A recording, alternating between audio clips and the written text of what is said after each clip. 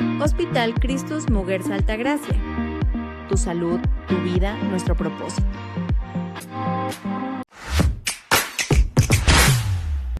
Imagínate entrar a un consultorio con una molestia menor y salir convencido de que podrías morirte si no actúas de inmediato. ¿Fue una evaluación médica o fue teatro? Hoy, en Receta sin Receta, hablamos del miedo como herramienta, de la información como poder y de la línea que separa al médico del manipulador. Ay, se escuchó fuerte. Sí, Mari. Esto es Receta sin Receta, lo que no te explicaron en el consultorio. Un podcast donde 3 médicos que somos cirujanos hablamos de los mitos más comunes en la medicina. Y además, vamos a echar drama. Ándele. Super drama. Super drama. Cambiaste el script. Bienvenidos. Bienvenido. Exacto. Ahora hubiéramos entrado con esa. Sí, es cierto. Puro drama. Yo soy Juan Carlos Sainz, Yo cirujano soy- colorectal Yo soy el doctor Cristian Cepeda, y cirujano. Yo soy Julia Monroy. vamos, hijos. Sí. Wow.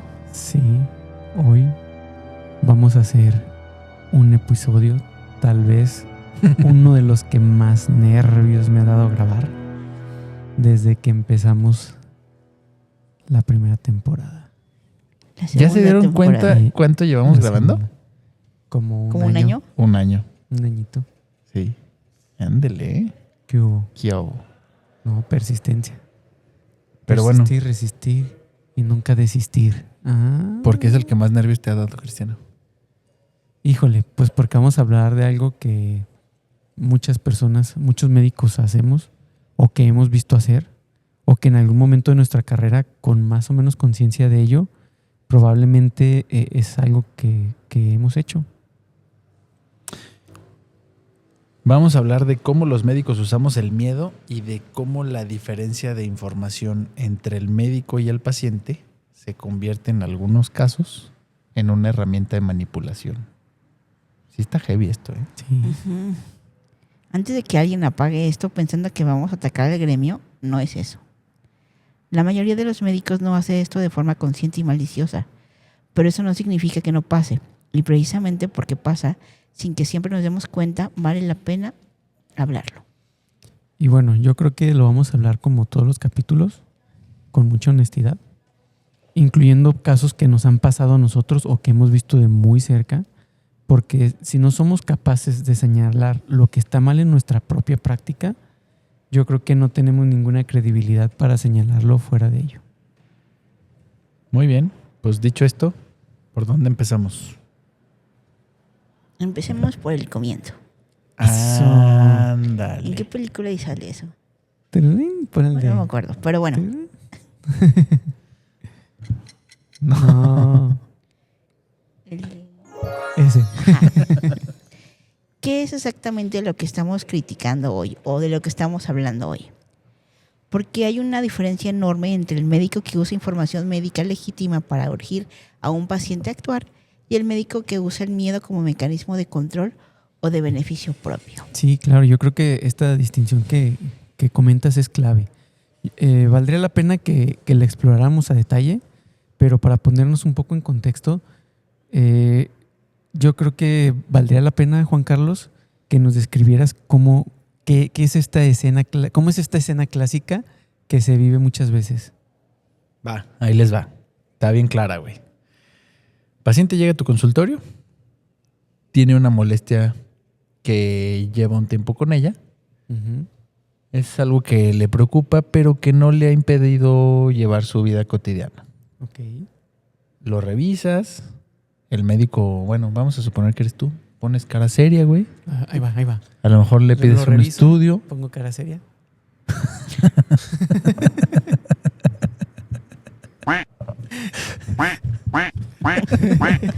Yo no vi tu cara seria, ponla. A ver, vamos a Póngale, empieza. lo revisas, ¿Lo revisa? pones cara seria. Para la gente que nos está escuchando, nada más. Dime que Cris me hace una enfocaste. cara como de que se le trombozó una hemorroide. O se le está saliendo O se le está saliendo en este momento. el relleno. No, ese no era. Este. Y bueno, a lo mejor ya le habías pedido un estudio. Ándale, güey, ya te la creí con esa cara, güey.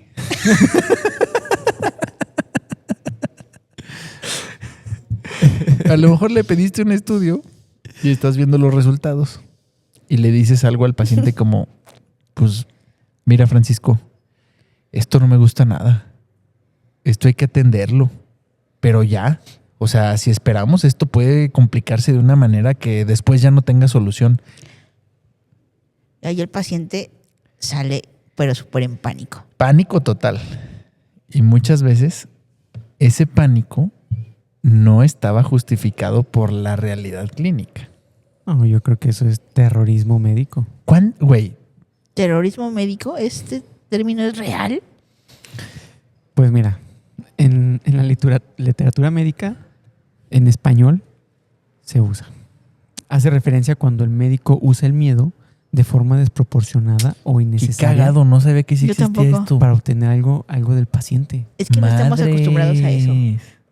Pero justo les iba a decir, les firmo a que este escenario que puse al Cris a que se le saliera el relleno, les firmo a que más de una vez lo han escuchado. Sí. De hecho, Firmado. lo hemos escuchado o al menos nos ha pasado cuando vienen con nosotros con una segunda opinión. Sí. Y llega el paciente literal Convencido. con miedo. No, Y ajá. convencido. Convencido y con sí. mucho miedo. Sí, porque, o sea, aquí, A ver, síguenos platicando ¿Qué? eso del terrorismo médico y me interesó, ¿eh? sí, o sea, el cagado, médico lo güey. utiliza para obtener algo del paciente. Que puede ser que acepte un procedimiento o que regrese a consultas de seguimiento, que compre ciertos productos mágicos. Que vende, seguramente. Sí, o simplemente para sentirse que tiene el control de la situación.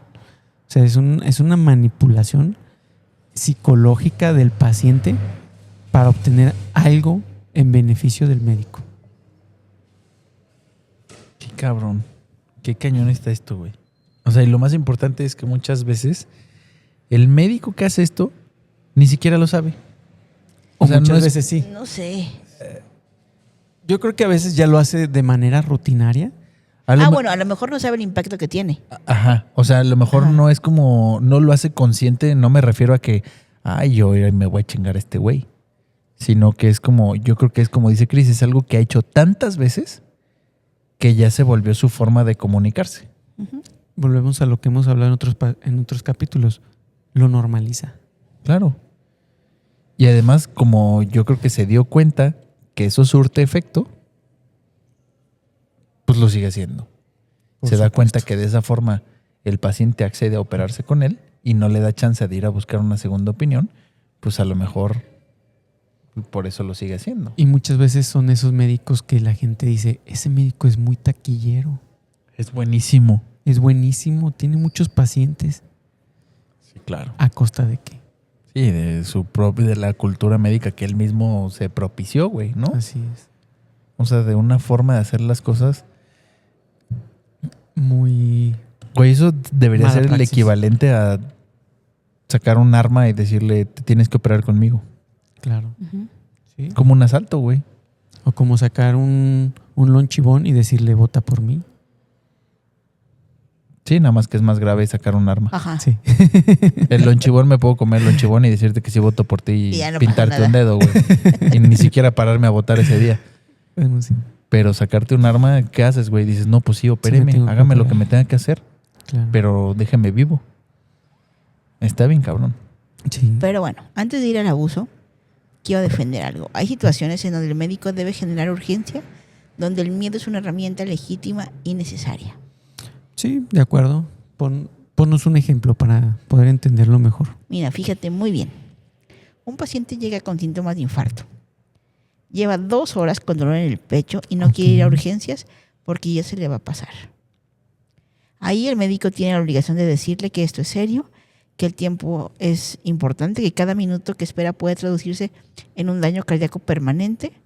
Y en este caso no es hacer terrorismo médico, es hacer realmente tu trabajo.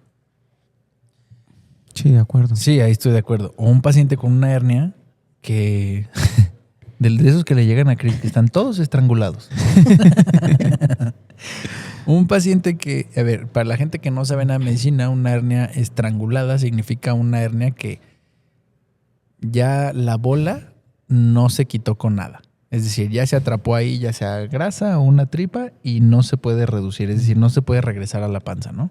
Y su tejido está comprometido porque la sangre ya no le llega. Exactamente. Ahí el miedo es proporcional a la realidad, ¿no? O sea, ahí Sí. la Sí. urgencia sí es real. Entonces aquí la pregunta no es si el miedo realmente tiene una cabida en la medicina. La pregunta es cuándo el miedo deja de ser proporcional a la evidencia y se convierte en algo más. Exacto. Para responder eso habría que entender algo fundamental. La medicina trabaja con probabilidades, ¿no? O sea, yo les digo, en medicina casi nada es, si no haces esto, definitivamente va a pasar aquello. Sí. Porque, pues, casi todos son probabilidades, como decíamos, y es, si no haces esto, el riesgo de que pase aquello es tanto porcentaje o incrementa el porcentaje de que pase aquello, ¿no? Claro, es más probable. Pero eso es mucho más difícil de comunicar y mucho menos impactante. Justamente ahí está el problema.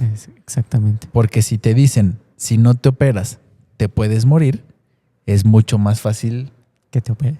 que te operes. Claro. Y que lo entiendas. Y que lo entiendas. Ajá. O sea, si yo te digo un porcentaje, a lo mejor tú me vas a decir, o sea, pero sí o no. Sí, es un 30%. O sea, pero sí me va a pasar. O sea, tengo el 30% de que me complique y el 70% de que no. Sí, es más difícil que si te digo, si no te operas, el riesgo de una complicación sería en los próximos 5 años aumenta de un 3 a un 12%. Pues necesita que el paciente entienda de porcentajes, entienda de probabilidades, entienda un contexto Y tenga que una el- bolita mágica. y que el médico tenga el tiempo de explicarlo. No, pues a lo mejor ya hay estudios donde sí dice, a ver, si no te haces, no sé, Sí, voy a decir, si no te haces una colonoscopia a los 45 años, pues tu riesgo de tener un cáncer de colon, tu riesgo de no detectarlo.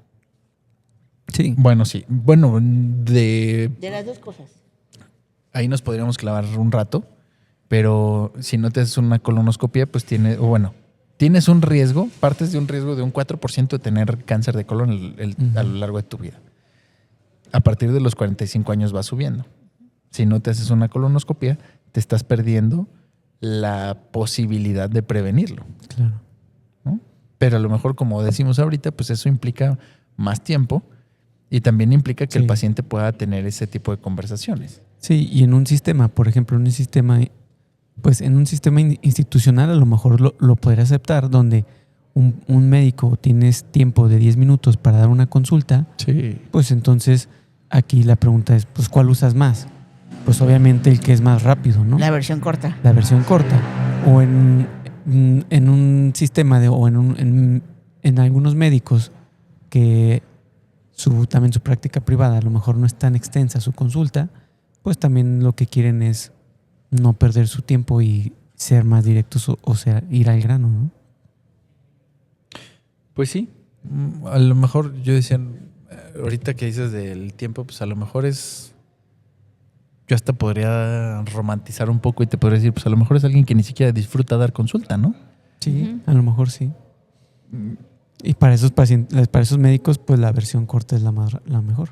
Ujú. Porque lo que quieres es acabar pronto y órale, el que Ahora sigue, el que ¿no? sigue y el que sigue. O ya acabar pronto para irme a otro lado, no sé. Claro. Pero sí, hay un efecto en psicología que se llama el efecto del encuadre, que es básico en la psicología del comportamiento. Y esto de lo que habla es que el contenido de la información puede ser exactamente el mismo, pero pues dependiendo de cómo se lo presentas, el impacto emocional y la decisión del paciente cambia definitivamente, ¿no? Y es como, a lo mejor esto, ¿cómo lo podríamos traducir? Es como, ¿ves el vaso medio lleno o medio vacío? Sí, yo también. Ok. No sé si han visto un video donde está una persona ciega que pone un letrero y dice, soy ciego, ayúdame por favor. Y entonces, pues la gente pasa y lo ignora y lo ignora y lo ignora. Y llega una persona y en vez de darle dinero, agarra el letrero y le escribe: este es un hermoso día. Lástima que no pueda apreciarlo con mis propios ojos. Y entonces, esa percepción diferente hace que la gente se detenga y ayude a esa persona. O sea, la forma en la que tú expresas algo puede cambiar 100% el resultado. Pero bueno, ¿cómo funciona esto en medicina? Ahí te va un ejemplo clásico. Le dices al paciente: este procedimiento tiene una mortalidad del 10%. Que no es lo mismo que si Chris le dice: este procedimiento tiene una sobrevida del 90%. Es exactamente la misma información, pero tiene un enfoque diferente. Alguien se está enfocando en la mortalidad y alguien se está enfocando en la sobrevida. A mí, ¿sabes con qué me pasa mucho? Con la cirugía de fisura anal, la gente le preocupa mucho la incontinencia. Uh-huh. Y la gente dice: oiga, pero después de esta cirugía no me voy a quedar, no se me va a escapar nada. Y les digo: no, la tasa de éxito de la cirugía es del 98%. Me dice: ¿cómo?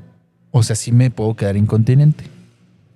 Y digo: sí, la tasa de incontinencia con esta cirugía es más o menos del 2%. O sea, tienes 98% de posibilidades que nunca te pase. Claro. Ah, ya cuando les pones como los dos escenarios. como el contexto completo y el porcentaje visto de las dos formas, como que dice: Sí. no, pues sí es bien poquito el riesgo. Y ninguna de las dos sí. es falsa. No. O sea, las dos son... decirle el 98% de éxito y el 2% de fracaso es cierto. Las dos son Las verdaderas. dos son verdaderas. Sí. Claro. Pero pues justamente la diferencia donde le presentas como la forma fatalista o la forma optimista, pues a lo mejor sirve para que el paciente entienda como la seriedad del problema, o muchas veces eso es el problema, ¿no? Que justamente el enfoque hace que se distorsione la decisión del paciente. Claro. ¿Y hay médicos que lo hacen inconscientemente para que el paciente no se opere? O para que sí se opere, dependiendo del caso. Sí, yo creo que sí. O sea, a lo mejor en la Definitivamente. institución lo utilizan para que no se opere. Totalmente. Y en, Sí, el medio privado el médico lo utiliza para que sí se opere. Sí. Puedes presentar la misma información de las dos formas dependiendo de lo que Lo que tú quieras conseguir. pues quieras conseguir, ¿no? Y a lo mejor eso se oye muy maquiavélico, pero pues puedes hacer que un paciente no se opere presentándole justamente como, pues sabes que el vaso está medio vacío. Uh-huh. Y eso juega a tu favor. Eso es mucho poder. Sí, es mucho poder. Y la mayoría de los pacientes ni siquiera se dan cuenta que existe esto. Sí. Uh-huh. Fíjate que yo lo utilizo a mi favor, a lo mejor cuando estoy en el instituto. ¿Por qué? A ver, ¿cómo? Que programas un paciente para una cirugía de vesícula por laparoscopía. Ajá. Y se llega el día y te dicen: no, se acabó el contrato con el proveedor. Entonces, de las cosas de la laparoscopía. Entonces, todas las cirugías de vesícula son abiertas. Y tú sabes que no es el mejor beneficio para el paciente. Uh-huh. Entonces, pues, ¿qué tienes que hacer? Pues, hablarle de lo malo que puede suceder con la cirugía abierta y de todo lo bueno que sucede con la cirugía laparoscópica, para que el paciente entienda que no es lo mejor, que no, su caso no es grave y se puede esperar a cuando haya un equipo de laparoscopía, porque los beneficios son infinitamente mayores. Claro. Uh-huh. Sí, está cañón. Bueno, pero hay que ir un poquito hacia el fondo del problema, que no es el miedo en sí. El miedo es un síntoma. El problema de fondo es la asimetría de información entre el médico y el paciente. A ver, explícanos eso. En economía hay un concepto que se llama asimetría de información. Ocurre cuando en una transacción una de las partes tiene información que otra no tiene. Y eso evidentemente le va a dar poder a quien sabe más. Siempre. Sí, claro. Sí, y en medicina eso es algo... es igual. Claro, y en medicina eso es algo estructural. Pues por definición, el médico sabe cosas que el paciente no sabe. Por eso el paciente viene a buscar un médico, ¿no? Exacto. A menos que te toque un paciente como el que dijiste en uno de los capítulos previos, del de la hemorroide. Ah, sí, claro. Él ya sabía cosas también. Sí, pero definitivamente como no es su campo, No tú tiene tienes bien toda la acomodada, información. tú tienes bien acomodada la información y él no. Correcto. Híjole, te podría decir que a menos que te toque de paciente un Médico. colega, Ajá. podría ser que él tuviera más información que tú. Sí. Y de todos modos, fíjate cómo está la relación médico-paciente. Y de todos modos, si él está asumiendo el rol de paciente, es una relación bien jerárquica, güey. Siempre. Él está asumiendo, Lo que tú digas. sí, porque él está confiando en ti. Claro.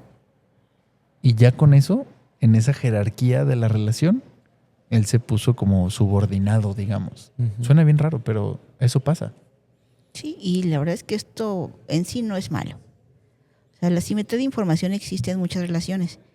Por ejemplo, evidentemente un mecánico va a saber mucho más de un coche que tú. Claro. O sea, el abogado sabe más de cualquier caso que tú.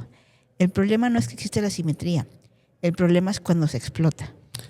¿Y cómo se puede explotar esa en la medicina, cómo se puede explotar esa simetría? De muchas formas, pero bueno, la más obvia, te voy a poner un ejemplín. El médico omite información que cambiaría la decisión del paciente.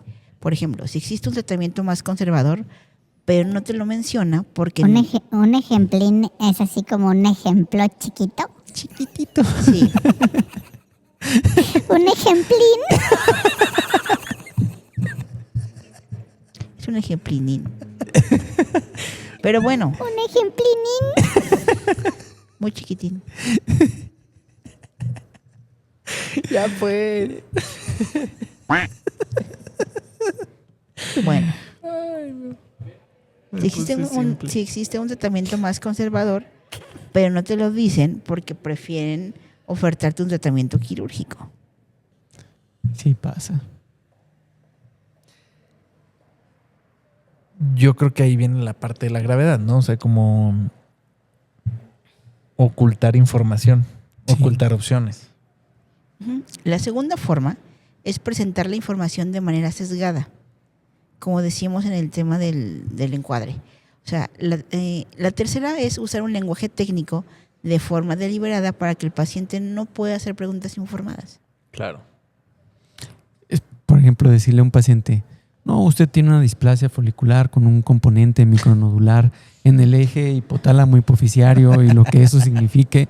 El paciente te va a decir, sí, claro. ¿Por qué? Porque le da más pena hacer como que no entendió todo lo que le estás diciendo y pues no te pregunta porque no quiere quedar como... pues Como sí, menso. Como que no menso, entendió. como que no entendió. Pues sí.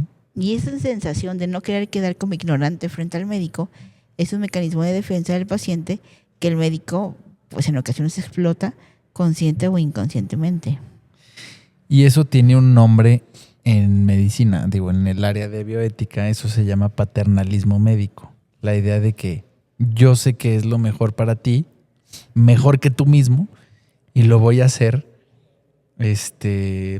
sí, o sea, lo voy a hacer como a mi manera, sin darte toda la información, porque yo sé que es lo que más te conviene. Sí, y no siempre tiene que ser malicioso. No, o sea, no. A ver, yo creo que justo eso del paternalismo médico, o sea, habemos médicos que somos bien intencionados y hay pacientes que a lo mejor dicen, oye, no sé, voy a poner un ejemplo bien menso. Un ejemplín. Un Voy ejemplinín. a ver. Un ejemplinín. Ya se trabó, güey. Ya no puedo poner. Un ejemplín. Ejemplinín. Voy a poner un ejemplón. Sabía que ibas a decir eso.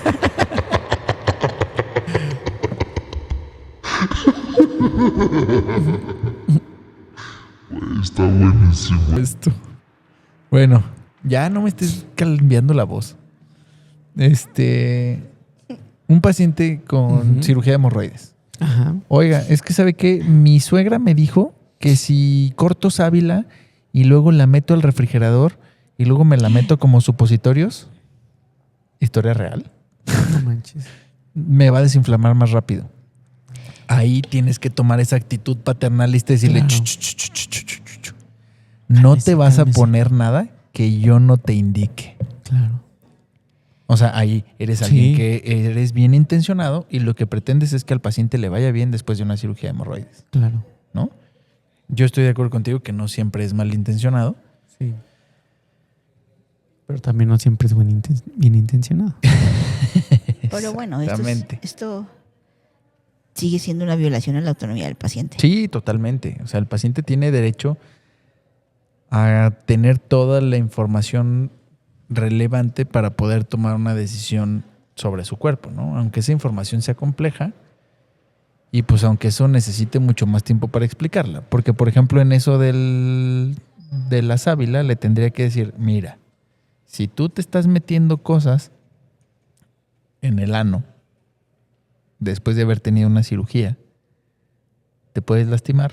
A lo mejor, no sé, la sábila tiene este compuesto que puede provocarte una dermatitis y además de la cirugía que es incómoda, pues ahora puedes tener una lesión en la piel que traiga todavía más incomodidad y eso te tenga todavía más jodido. Sí, y a lo mejor algo que le pudiste haber explicado o que te debiste haber tomado 5 o 10 minutos para explicarlo, te vas por la salida fácil de 5 o 10 segundos y pues ese es el problema, que muchas veces o muchos de los médicos o el sistema mismo no te ofrece ese tiempo o no se toman ese tiempo para poder explicar a detalle por qué una u otra cosa es mejor. Y bueno, si ustedes se han fijado, dentro del mismo consentimiento informado que los pacientes firman para poder operarse, ahí mismo te dice, ¿existe otra alternativa para mi procedimiento, Exactamente. para mi enfermedad? Sí, siempre dice. Ujú. Sí, sí, sí, sí. Y que muchas veces a lo mejor el paciente no lo lee. Ajá. Bueno, y aquí es donde quiero ser un poquito justa con los médicos. La simetría de información no siempre se explota porque el médico quiere explotar al paciente. A veces se explota porque el médico tiene 8 minutos, 35 pacientes que ver, trabaja en el IMSS y simplificar es una forma de avanzar. Sí, y a lo mejor justamente lo que estábamos diciendo, ¿no? O sea, no es que el problema sea sistémico. No, ya dije las cosas mal. Más bien, aquí el problema sería que el problema es del sistema y no de Cristian. Ajá. Sí, pero muchas veces el sistema no exime a Cristian, no exime lo individual. Sí, exacto. El sistema puede ser una causa, pero cada médico tiene la responsabilidad de decidir cómo ejercer dentro de ese sistema. Entonces aquí entra tu criterio donde a lo mejor al paciente que necesite un poco más de tiempo para explicar algo, lo tomas y el paciente que a lo mejor no necesita ese tiempo, aprovechas para poder explicarle a otro paciente. Entonces ir ganando tiempo con uno u otro paciente. Bueno, y aquí es De donde acuerdo. nos lleva a algo que quiero que hablemos sin tapujos, que es No. los, Espérate. los incentivos económicos. Ahora sí se puso incómodo la cosa. Ujú. A ver, vamos a ver los incentivos económicos. Es algo muy incómodo. El tema más incómodo de todos. Muy bien, pues vamos a hablar de eso, ¿no? De los incentivos económicos.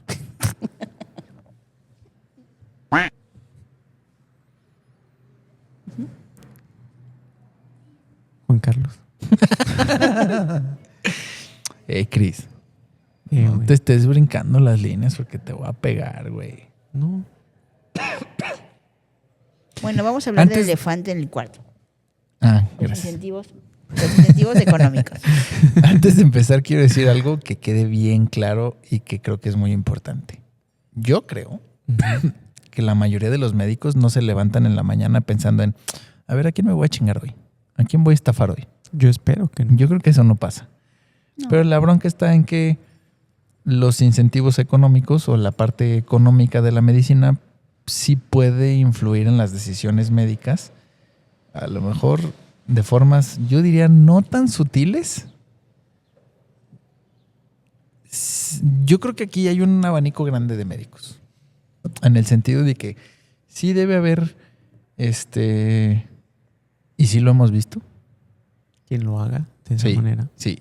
O sea, si estás presionado en general, en la vida, por dinero, sí puede... yo sí he visto Que cambie tu criterio. que cambie... No, el mío no. Bueno, el criterio del médico. Y No. sí he visto médicos... No cambia el criterio. Sí he visto médicos que hagan... ¿Cómo podría decir? Una toma de decisiones Ujú. Basada en su diferente. necesidad. Ándale. Gracias, Monroy. Te ganaste un pato. Me gané un- Te ganaste las trompetas, pero no están y esto ya se trabó. ¿Cómo funciona Este, esto? A ver, yo sé, platícanos para explicar. para Yo sí saber. creo que si estás presionado por dinero, a lo mejor un paciente que podría operarse después, Ujú. le dices, ¿sabe qué? Yo creo que se tiene que operar ya, porque si no esto le va a traer muchos problemas. ¿Por qué? Porque estás presionado a lo mejor por... Tienes que pagar la hipoteca de tu casa, tienes un préstamo, a lo mejor estás pagando tu coche, a lo mejor este mes te llegó... Las colegiaturas. No sé, colegiaturas, tienes que pagar el Cualquier seguro cosa. de gastos médicos, o tu esposa tuvo un accidente, Ujú. se te descompuso el coche, estás bien apretado este mes. Sí. Y yo creo que, a ver, ese paciente probablemente se opere hoy o se opere dentro de 1 o 2 o 3 o 6 meses. Sí. Sí he visto gente que lo presione para operarse pronto.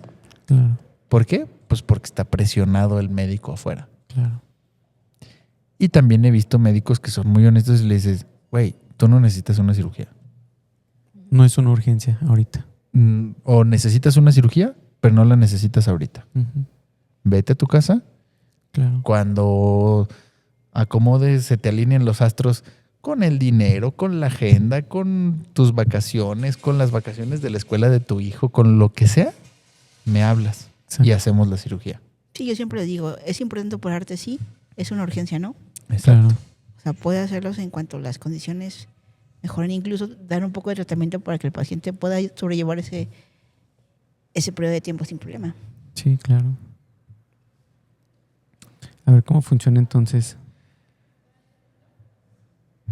Pues yo creo que justo y aquí me voy a salir un poquito de esto, es que pues en México obviamente pues la gente en la medicina privada al menos pues paga por su servicio de medicina, ¿no? O sea, paga Ujú. por consulta, paga por intervención, paga por cirugía, paga por pisar urgencias. Claro. Pues entonces muchas veces el médico, yo sí he visto, la verdad, lamentablemente, mucha gente que hace cosas que no se deberían de hacer, pues porque representa un ingreso más alto. Yo también. 1000 veces. Porque Lamentablemente. cobra por cantidad de paciente. Ujú. Sí, claro. O que a veces le hace cosas al paciente que no se le tenían que hacer por cobrar más dinero. Claro. O a lo mejor hasta hay veces que aquí vamos a entrar en algo que ya habíamos entrado en algún otro capítulo y ya te lo perdiste. Phil Barrera. Sí, te tardaste. Perdón. Que vamos a pisar un comentario de otros capítulos con lo del moche, por ejemplo. Es decir, yo vi al paciente en urgencias, pero el paciente, no sé, güey, necesita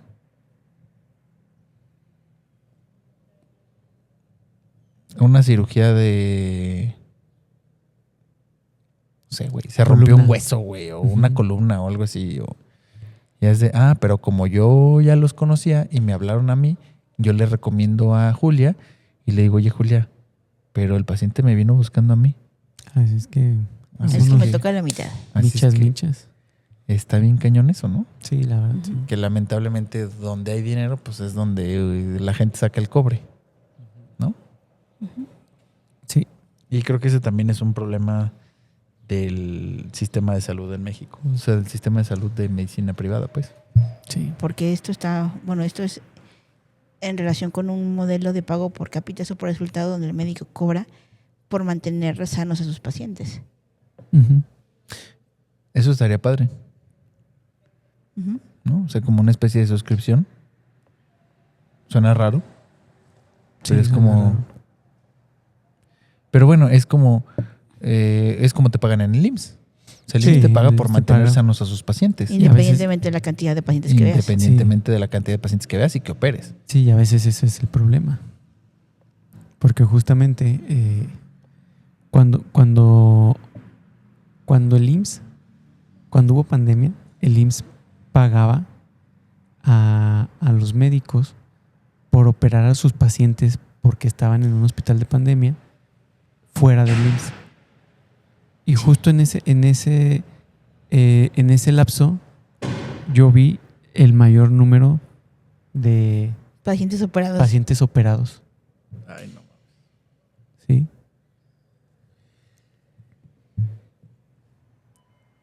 Sí, y hay gente también que podría, ahorita pensándolo, que podría irse al otro extremo, ¿no? Sí. Ah, pues como me van a pagar lo mismo, así opere 1, opere 10, Operó uno. me hago güey y opero 1. Claro. Y fíjate que si hay estudios que lo demuestran, hay un estudio publicado en el New England que analizó las tasas de procedimientos quirúrgicos de médicos con y sin participación económica directa en el procedimiento. Los médicos con participación económica tenían tasas de procedimientos significativamente más altas, controlando por las mismas condiciones clínicas. O sea que el mismo paciente con la misma enfermedad tenía más probabilidades de ser operado si el médico ganaba dinero de la cirugía. Es correcto. Y el médico en cuestión probablemente no lo vivía como un voy a operar a alguien que necesita operarse, sino lo vivía como este paciente se beneficiará de una intervención. Sí, y aquí es donde está más cañón la cosa, ¿no? No estamos hablando de un fraude consciente, ¿o sí? Estamos hablando de cómo la lana pues moldea percepción clínica sin que la gente se dé cuenta. Que yo creo que aquí está muy romantizado esto porque hemos escuchado historias de gente que quita vesículas sin piedras Ajá. y hasta les enseña a los pacientes la cal de la máquina de anestesia. Claro. Y le dice, no, sí, mira, Mira estas sí piedras tenía que piedras, de cal. sí tenía piedras tu mamá, mira, estaba bien malita. Sí. Qué absurdo. Historias de Entonces, o sea, de todo hay en la viña del Señor, ¿no? terror. Claro. Mm. Ay, en México esto es particularmente grave. Pues mira, fíjate, en México hay indicadores que sí son muy preocupantes. La tasa de cesáreas en México es una de las más altas del mundo. Alrededor del 47% de los partos en hospitales privados son por cesárea. De los nacimientos. De los nacimientos. De los nacimientos sí, en algunos lugares lo mencionan así como parto por cesárea, pero yo creo que es en los nacimientos. Y la OMS considera que una tasa razonable está entre el 10 y el 15%. O sea, prácticamente 3 veces a 4 mayor aquí en México. ¿Y será que ese 47% de los bebés mexicanos de hospitales privados tendrían indicación de cesárea? Pues mira, es muy difícil, es muy difícil de saberlo porque para empezar no somos los expertos nosotros, pero yo creo que sí hay muchos factores. Uno, la conveniencia de programar un parto. Dos, el miedo al parto vaginal que a veces los propios médicos generan en las pacientes. Y sí, el hecho de que una cesárea se cobra significativamente más que un parto, aunque no siempre. Yo he escuchado de médicos que ¿Cobran lo mismo? cobran lo mismo de un parto o una cesárea. Entonces, tal vez de esa manera, unificando el presupuesto, podría prestarse menos a esto, ¿no? Aunque un parto, pues sí implica... Me quitaste el... No, te bajé porque estabas como... Ah, ok. Un parto a lo mejor sí implica más tiempo para el ginecólogo. Sí, Para yo todo el pensaría equipo de eso, trabajo. que justo un parto necesita más tiempo el ginecólogo. Un parto debería de cobrarse más caro, yo creo, ¿no? Yo Claro. creo que sí. Definitivamente. Bueno, y esto es un poco devastador porque la cesárea definitivamente no es una cirugía menor. Tiene riesgos reales para la mamá y para el bebé. Sí, claro, y sobre todo, o sea, esto impacta cuando esta cesárea no tiene una indicación médica sólida, pues estos riesgos son completamente innecesarios, ¿no? Sí, totalmente. Otro ejemplo que conozco bien es la colonoscopia. Es un procedimiento que yo soy muy exigente para la prevención. Yo creo que, bueno, no creo, sino tiene un valor diagnóstico muy grande. Salva vidas, previene el cáncer de colon, como lo hemos platicado mucho anteriormente. Pero también hay médicos que la recomiendan sin una justificación o a una edad que no se recomienda. O cada 3 meses. Sí. O sea, hay gente... He visto pacientes que les han hecho colonoscopia cada año. Sin un ninguna porqué, güey. indicación. No, sin un porqué, güey. ¿Y por qué hacen esto? Pues tú, ¿por qué crees? Sin ningún porqué. Porque ellos hacen la colonoscopia. Porque ellos hacen la colonoscopia. Pues claro. Y le dice, oye, pues te la tengo que hacer en un año porque hay que revisar que todo esté bien, ¿eh? ¿Que todo esté bien de qué, mamón?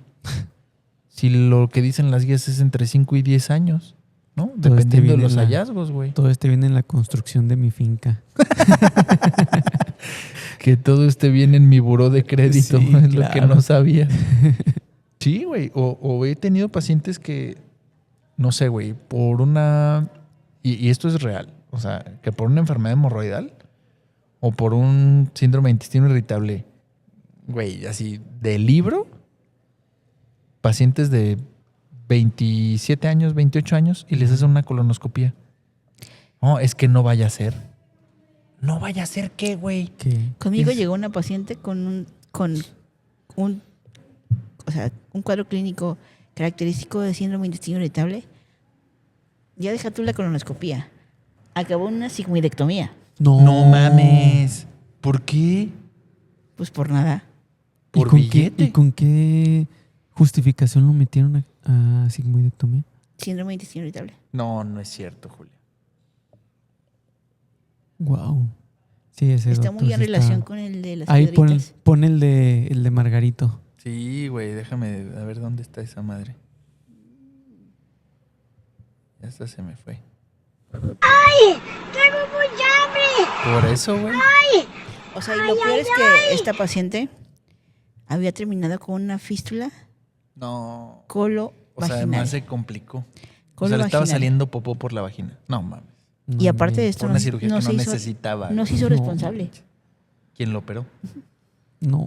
Le mandó al gineco Ah, no. sí, me contaste ese caso. Es el mismo que pone la cal. las piedritas. Sí. Sí. Sí, sí, No sí, es sí. posible. Güey.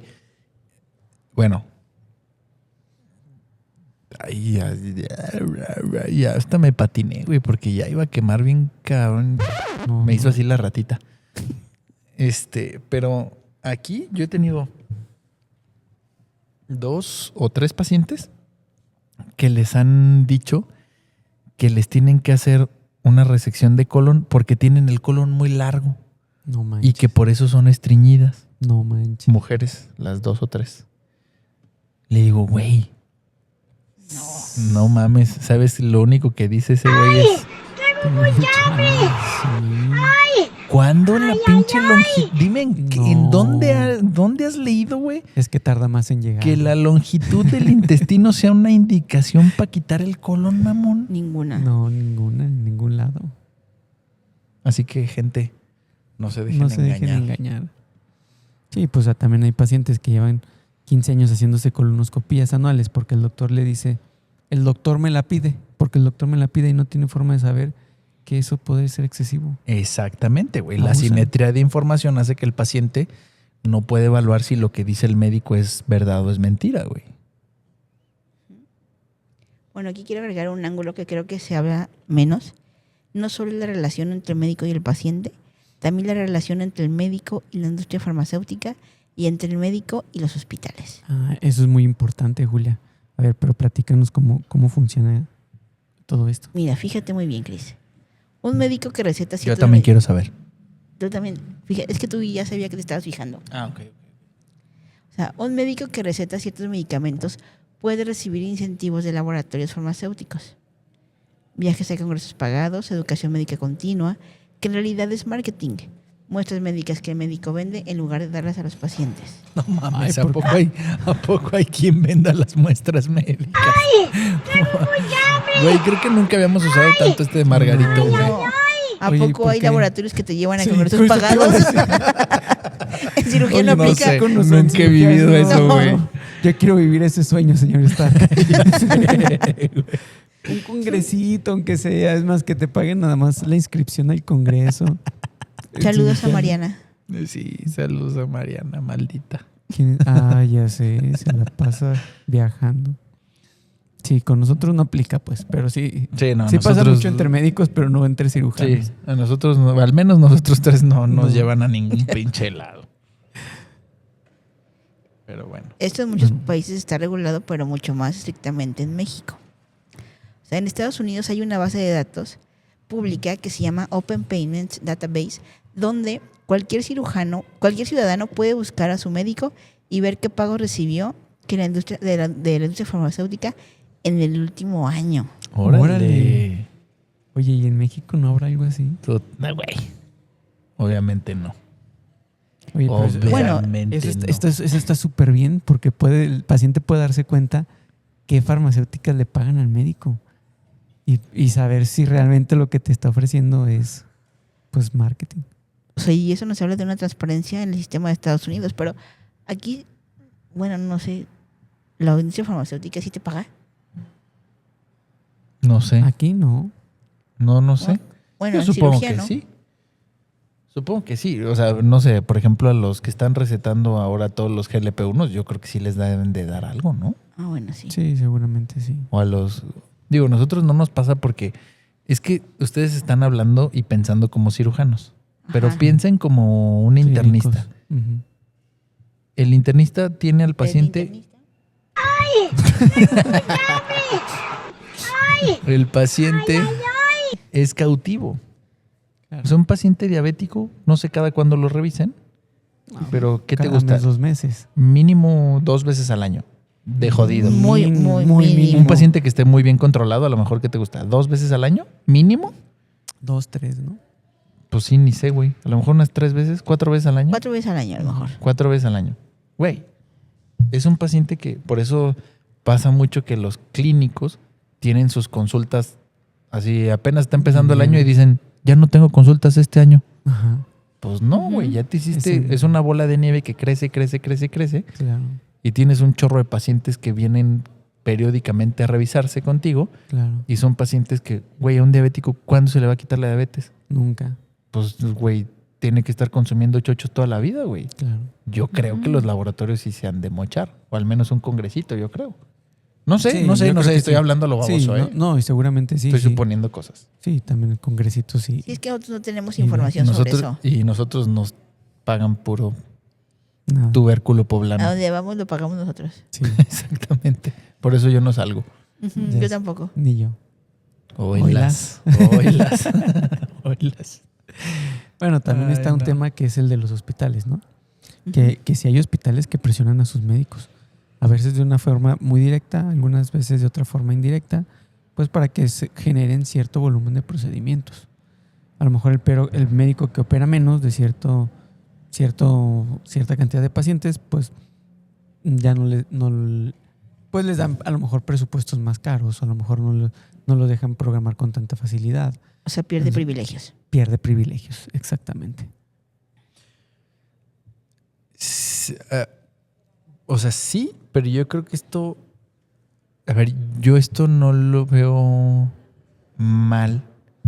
A ver, yo creo que esto, como muchas cosas, tiene dos vertientes. Sí, claro. Yo creo que, a ver, si yo fuera un hospital y pienso como hospital, lo que yo pretendo es que, a ver, Chris va a generar, no sé, 10 cirugías al mes. Ujú. Lo que yo quiero como hospital es que Chris opere esas 10 cirugías en mi hospital. Claro. ¿Cómo yo hago para generar un sistema de fidelidad en el sentido de cómo yo hago que Chris va a generar esas 10 cirugías En el quiero que hospital las que haga sea. en el hospital que sea y las voy a operar en cualquier hospital? Claro. ¿Cómo yo voy a premiar a Chris para que esas esté- 10 me las me las dé a mí? Claro. Eso no está mal. Ajá, a eso iba. Definitivamente no está mal. Sí. Lo que sí está mal es que ahí a lo mejor la línea es bien delgadita de decir, Chris está generando 10 cirugías y tiene acceso a X número de beneficios. Ujú. Y le dicen, Chris, pero si tú generas 20, pues ya no te cobro renta del consultorio. O ¿sabes qué? No sé qué otro sistema de fidelidad haya. Pero, por ejemplo, en otro hospital donde yo estaba antes, la gente era como un mito urbano que la gente decía, es que les dan dinero entre más operen. Y pues eso no pasaba. Pero, o sea, creo que ahí era como esta parte oscura, ¿no? De, a ver, lo que sí estaría mal es que Chris modificara sus criterios de cirugía Para tener esos 10 para pacientes. tener acceso a esos 10 pacientes. Sí, Claro. yo creo Sí, que sí, ahí, sí. yo creo que por ahí Ahí, va eso, la es lo, cosa. eso es lo que está mal, Ujú. ¿no? Sí. Sí, yo también creo que sí.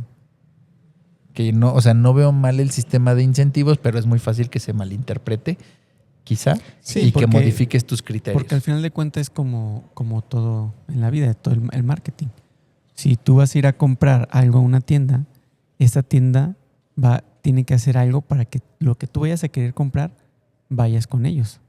Y no vayas a otra tienda a conseguir lo mismo que ellos tienen. Claro. Entonces sí, definitivamente. Como eso cuando no- utilizas tus múltiples puntos Palacio, Ujú. por ejemplo. ¿Qué es eso de Palacio? No sé, Chris sabe.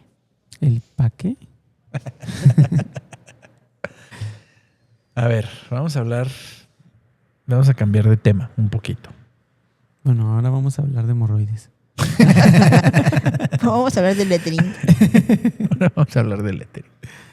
Quiero hablar de casos más concretos, porque hemos estado hablando del problema de forma estructural, pero creo que vale la pena poner ejemplos de cómo se ve esto en la práctica médica, la práctica diaria. O sea, el terrorismo médico en su versión más clásica. Ah, huevo. La más clásica, ahí les va. Un paciente con un nódulo tiroideo, es decir, un tumor en la tiroides. Ujú. ¿Sí? La tiroides Olvídalo. Continúa. tiene nódulos muy frecuentemente. Ajá. Es algo casi universal si haces suficientes estudios de imagen del cuello, ¿no? Claro. La gran mayoría son benignos y no necesitan más tratamiento. Ujú. Pero el médico que quiere generar miedo para tomar un ultrasonido, señalar el nódulo y decir al paciente, mire, esto que tiene puede ser cáncer. Necesitamos hacerle una biopsia de inmediato. Y ese es el problema, porque el médico va a salir de la consulta pensando, El paciente. el paciente va a salir de la consulta pensando, tengo cáncer. Y cuando la probabilidad real de que este nódulo sea maligno, dependiendo de sus características, puede ser 5, menos del 5%, ahí viene el problema. Y de ese 5% que resulte Si no, pues ya maligno, sí, lo hubieras dejado. Bueno, chiste local. No me di cuenta. la mayoría de No, los ya cánceres vi, de güey. tiroides que tienen tasas de sobrevida muy altas, con tratamiento oportuno, incluso se diagnostican después. Sí, o sea, es justo lo que decíamos hace un rato, ¿no? O sea, de ver el vaso medio lleno, medio vacío. Es, Claro. güey, ni siquiera, o sea, ¿cuántos nódulos tiroideos puede haber? Justo, si haces los suficientes estudios de cuello, pues vas a ver un chingo, güey. Claro. Y Aparte- no significa que por el hecho de tener un tumor, es como, a ver, ahí les voy a tropicalizar esto al colon. Ujú. Es como decirle, oye, es que tienes un pólipo. Un pólipo estrictamente es un tumor. Sí. La gente asocia tumor con cáncer. Ujú. Sí. Por ahí yo podría usar el miedo para operarlos. Ujú. Claro. Es que tienes un pólipo. No vaya a ser que eso se convierta en malo. Mejor hay que quitártelo. Ya les estoy dando malas ideas a estos cabrones que andan por acá, pero porque hay mucho malandro. Y sí. Hay mucha gente que tiene mucha hambre. Pero estrictamente, y no estás mintiendo. Sí, claro. No estás mintiendo porque estrictamente un pólipo es un tumor. Sí. Un tumor benigno. Sí. Sí. Estrictamente un pólipo Estás jugando con la mente del tiene paciente. posibilidad de malignizarse. Pues sí, pero la posibilidad es muy baja. Claro. Tú nunca le hablaste de posibilidades, pero sembraste la duda y utilizaste el miedo para hacer una Para canallada, güey. Sí, claro. ¿No? Por Sí. supuesto. Pero, por ejemplo, ahí en la parte que estabas hablando de la tiroides, al momento de hacer ultrasonido, digo, para lo que sepan la mayoría, hay una hay una escala, Clasificación. hay una clasificación en la que te dice si necesita o si no necesita biopsia. Sí, claro. Sí. Pero bueno, vamos a poner otro ejemplo más común. A ver. Uno del que sí sabes. Uno del que sí sé. O sea, hay hernias que requieren cirugías urgentes. Ah, pensé que ibas a decir, bueno, el cerebro.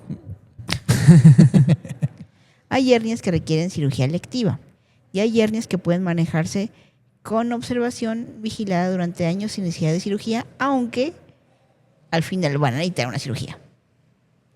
Sí, ¿y cuál de esas tres le dice el médico al paciente? Pues dependiendo del médico, a veces solo hay una opción, cirugía. Otra, hay que operarlo sin explicar que hay hernias que no representan riesgo inmediato, que el paciente asintomático puede vivir años perfectamente y que la decisión puede esperar y consultarse con calma. Sí, ahí la bronca está en que si le dices, no, esto puede esperar, y el paciente dice, pues me espero, Sí. pues ya te chingaste y a lo mejor ese mes no tienes para pagar la colegiatura de tus hijos o tu hipoteca de la casa o, Claro. o las vacaciones esas extravagantes que se dan Sí, Hola. ustedes. o por ejemplo, que llega un paciente que tenga, no sé, muchas comorbilidades, muchas enfermedades, diabético, hipertenso, problemas renales, y que llega con otro médico después de haber estado con un médico previo y que le dijo que su problema requería una cirugía urgente, que si no se operaba se podía perforar y que eso sería fatal. Entonces, pues aquí a lo mejor ya cuando lo valora el otro médico le dice, oye, pues no, o sea, no, esto no necesita una cirugía, esto puede ser, puede manejarse de manera conservadora o al menos no una urgencia en este momento y no se va a perforar. Y por nada. Por nada, exactamente. Pero, Sí. Suéltate. ¿y por qué el otro médico lo querría operar? Pues muy fácil. ¡Tengo mucha hambre! Listo. Se acabó. Eso dice más que muchas palabras. ¿Y cómo le explicas a alguien así que no es tan urgente, si quien piense que tú eres el que estás mal? Eso, fíjate que Eso eso es lo más difícil. Sí. Sí. ¿Por qué? Porque el miedo, el paciente ya le instalaron el miedo. Sí. O sea, él ya llega a la Sí, consulta sí. con ese miedo de que se tiene que operar. Entonces, cambiarle ese chip y decirle, oye, tranquilo, no tengas miedo, necesitas mucho tiempo, necesitas mucha paciencia con el paciente, porque seguro te va a preguntar muchísimas cosas que le tienes que explicar y pues necesitas ganarte la confianza de ese paciente. Y el paciente que llega aterrorizado a veces prefiere creerle al médico que le generó el miedo porque la alternativa es reconocer que estuvo equivocado o que tuvo ese miedo de una manera innecesaria. Ujú. Le vamos a echar un poquito de velocidad porque ya casi nos tenemos que ir. Hemos hablado mucho del problema, pero a ver, vamos a hablar de una solución, o al menos de cómo debería de ser la solución. ¿Y existe un modelo alternativo? Sí, yo creo que esta alternativa se llama toma de decisiones compartida y es básicamente el estándar de oro en la medicina ética, en la ética médica contemporánea. Ya lo iba a decir al revés. La ética médica contemporánea Y lo que eso signifique. y lo que eso signifique. ¿Pero en qué consiste? ¿En qué significa? Ajá, ¿en qué significa? Ahí les va. Esto de la ética médica contemporánea. Que el médico y el paciente toman las decisiones juntos. Ujú. El paciente aporta el conocimiento, el paciente, hoy no más. Oye. El médico aporta el conocimiento. El paciente aporta la vesícula como el paciente. Como el paciente de mío, Julia. pues, pero si yo voy a poner la película porque está caro. El médico aporta el conocimiento, cuáles son las opciones, cuáles son los riesgos, cuáles son los beneficios, cuál es la probabilidad de cada escenario. Y el paciente aporta valores, prioridades, contexto de cada día, tolerancia al riesgo, cómo está la cartera, cómo está el tiempo, cómo está todo, Claro. ¿no? Bueno, esto la verdad es que suena muy razonable, pero ¿por qué no es el estándar en la práctica? Exactamente. Exactamente. ¡Ay, ay, Ya me contesté. Ya te contestaste. Y porque además esto necesita tiempo. O sea, necesita tiempo de que puedas escuchar al paciente, discutir, escuchar cómo están sus tiempos, que si quiere esperar a que sus hijos salgan de vacaciones, o que si tiene un viaje programado, o que si ahorita económicamente no está muy estable. O sea, necesitas tiempo para poder tener todo el contexto, ¿no? Y esto pues no cabe en los 10 minutos de las consultas. Claro, y aparte, esto requiere pues que el médico renuncie a cierto control que tiene sobre el paciente. Claro. Entonces, hay médicos que definitivamente no están cómodos con eso y es un no negociable para ellos y simplemente dicen, yo sé lo que es mejor para ti, y eso es una postura pues cómoda que ellos tienen. Sí, y además también aquí viene algo que suena muy gañán, pero pues el sistema no lo recompensa porque el paciente te va a pagar lo mismo si le invertiste 2 horas como el CRIS o 10 minutos como en el IMSS. Y ya me salió un verso perverso sin exacto. esfuerzo. Y los dos aplican a Cris. Y los dos aplican con el CRIS. Y sí, Tómela. O sea que la solución individual existe, pero el sistema no lo permite. Sí, yo creo que también el cambio tiene que venir de los dos lados.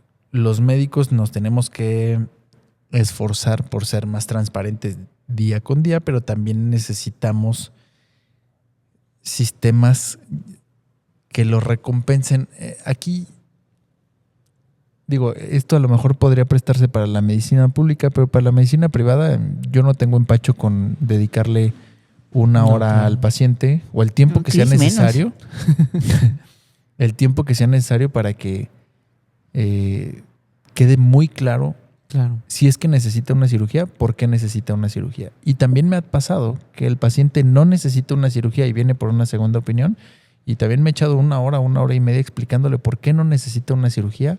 Sí, Porque como tú dices, ya tenía el miedo instalado, ¿no? sí. Y cambiarle ese chip está muy cañón. Está muy cañón, güey. Sí. Y a veces eso es lo difícil, como a veces lo difícil no es explicar por qué sí, sino explicar por qué no necesitas esa cirugía. Sí, está bien cañón. ¿Y qué es lo que podemos hacer? O sea, ¿qué puede hacer un médico hoy con lo que tiene para mejorar en todo esto? Presentar siempre opciones, separar los dos del miedo y preguntar al paciente qué es lo que más le importa. No. Yo creo que... Fíjate que ahorita me quedé mencionando. Yo creo que mucho es honestidad del médico y hacer como una autoevaluación. Sí. Y justo en esa parte de la honestidad, pues darte cuenta que tienes que meter al paciente en la toma de decisiones. Sí. Ahorita me acordé mucho, por ejemplo, las guías de diverticulitis, seguramente se acordarán cuando fueron residentes, estaban muy claras de si el paciente es menor de tal edad, si el paciente ya Ha presentado tiene 2 o más cuadros, porque va Complicación. incrementando el riesgo, no sé qué, si el paciente tuvo una enfermedad diverticular complicada, ya necesita cirugía, etcétera, etcétera. Ujú.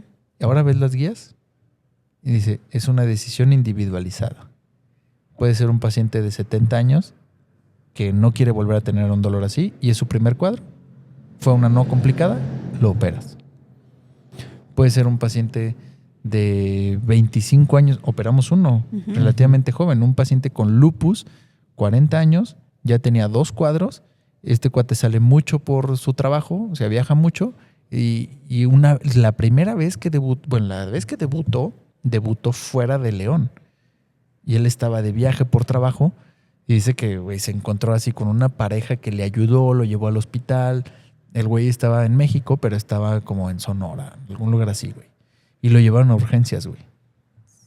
Y total, él con 2 cuadros, alguien joven, y decía, nunca fue una enfermedad diverticular complicada, siempre fue, digamos que, con medicina y se fue a su casa. O sea, nunca necesitó estar hospitalizado. Pero él dijo, ¿sabes qué, güey? No me quiero arriesgar a que esto me vuelva a pasar fuera. ¿Por qué? Claro. Me da miedo. Sí, imagínate. Entonces, a lo mejor antes no estaba indicado operarlo por como le había pasado, pero ahora por su Contexto. deseo y su contexto, pues lo terminamos Sí. operando, Claro. ¿no? Sí. Digo, es como lo que me viene a la cabeza de lo como que ha cambiado tanto de meter al paciente en la toma de decisiones. Claro.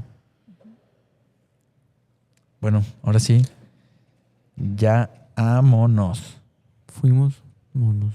dijo Darwin. Fuimos monos. Antes de cerrar, quiero darle algo concreto a la gente que nos escucha. Y si el sistema no siempre los va a proteger, ¿qué pueden hacer ellos? Cris, ¿qué le dirías a la gente? ¿Quieres preguntarme a mí? Sí, doctora Monroy, porque el doctor Primero, Cris- y lo más importante, ir a la consulta con alguien de confianza. O sea, acompañarse de alguien que sea un familiar o un amigo, Ok, que esté ahí para que también pueda escuchar lo mismo, sí, eso ayuda mucho. hacer preguntas que a lo mejor en este momento a ti no se te ocurren, o para poder ayudarte a platicar y ponerse de acuerdo en que hayan escuchado lo mismo. Claro. Cristiano, Siempre pedir que te den alternativas. No preguntar cuáles son las alternativas como cuestionamiento al médico, sino siempre el paciente debe de saber cuáles son sus opciones como información necesaria para poder tomar una decisión en conjunto con el médico, que es lo que habíamos platicado, que ahora es una decisión entre todas las partes. Al final de cuentas, yo creo que tenemos que tener bien claro que el médico debe de ser equipo con el paciente y con el familiar. Algo también importante es pedir tiempo, bueno, excepto en los casos de emergencia, ahí sí, pues definitivamente no. Pero pedir tiempo, por ejemplo, decirle, doctor, necesito unos días más para pensarlo y demás. Pero si el médico te dice, no, tienes que decidirte en este momento para operarte, esta es una señal de alarma. sí, si es que no es una urgencia. Si es que no es una urgencia, sí, claro. Sí. Sí, yo también creo que, por ejemplo, me ha pasado mucho cuando les das la noticia por primera vez que un paciente tiene cáncer, pues es una noticia impactante Ujú. y es una noticia que en cuanto los pacientes escuchan cáncer, se bloquea la cabeza. Y a pesar de que vengan con alguien, yo siempre les digo, a ver, tómate un tiempo, procesa esta información, aquí está mi teléfono, cualquier duda avísame. Claro. Y me ha pasado muchas veces que agendan una segunda consulta porque dicen, a ver, la vez pasada me bloqueé y ya no escuché. Pero a ver, ¿cuál es el siguiente paso? ¿Qué es lo que vamos a hacer? Y entonces ya les repito, mira, esto se necesita por esto. Ujú. A lo mejor tú no necesitas una cirugía ahorita, que eso cuesta un montón de trabajo explicarle a un paciente, por ejemplo, con cáncer de recto. Ujú. Es bien difícil explicarle por qué no es prudente operarlo ahorita y por qué tiene que ir primero a otro tipo de tratamientos Claro, antes de una cirugía. claro. Y es bien complejo explicarles por qué se tienen que defender de alguien que los quiera operar ahorita, porque van a tener peores resultados, Sí, ¿no? Y en este tipo de noticias, pues sí es algo que, a ver, el tiempo, como decía Julia, y a lo mejor repetir la consulta o acudir las veces que sean necesarias para resolver dudas, claro. ¿no? Ujú. O incluso buscarlo en Google de manera, Sí, totalmente válido. de manera cuidadosa también. Responsable. Sí, y también al final de cuentas pedir una segunda opinión. Ujú. Siempre el paciente tiene derecho a pedir una segunda opinión. Sí, aunque Exactamente. confíes plenamente en tu médico, yo creo que es siempre válido pedir una segunda opinión. Claro. Pues, ¿algo más? ¿Algo Pues- con lo que les gustaría que se quedara la gente? Con esto del miedo y la asimetría de información. Que nunca se queden con las dudas, siempre pregunten, investiguen, pidan segundas opiniones, vayan con otros médicos. Si tu médico no te contesta lo que le estás preguntando, si tu médico no te quiere dar una alternativa, no está de más buscar a alguna otra información con algún otro médico, o incluso ver que el médico con el que está yendo tenga las credenciales necesarias para hacerte o ofrecerte el tratamiento que te está dando. ¿De Y acuerdo? recordar que un buen médico quiere que tú entiendas tu enfermedad lo máximo, o sea, tanto como sea posible. Un médico que no quiere que hagas preguntas, huye. Ojo, Sí. mucho ojo. Sí. Y- Yo... Sí. No, di tú. ¿Qué ibas a decir? Que si sales de la consulta con miedo pero sin información, regresa y pide más información. Sí. Y yo me gustaría cerrar con confía en tu médico, pero no te vayas de nalgas. No le entregues tu autonomía. Eso es lo que quiso decir el doctor. Sí. Es la traducción al inglés. Oye, Juan Carlos, No le podemos entregues Del decir eso. francés. No le entregues tu autonomía. Son cosas bien diferentes. Sí confía en tu médico, pero cuestiona. No le entregues tu autonomía. Muy bien. ¿Algo más? No. Pregunten, siempre pregunten. Pregúntele. Cristiano, Muchas gracias por acompañarnos. No olviden suscribirse, denle like, manitas arriba, activen las notificaciones, compártanlo para que podamos llegar a más gente y nos vemos la próxima semana. compártanlo con su tía, la que dice... No, ¿cuál tía? Compártanlo con el médico que les dijo, no, te tienes que operar hoy porque si no te vas a morir. Compártanlo con ese pinche rata. Nos vemos en la siguiente. Adiós.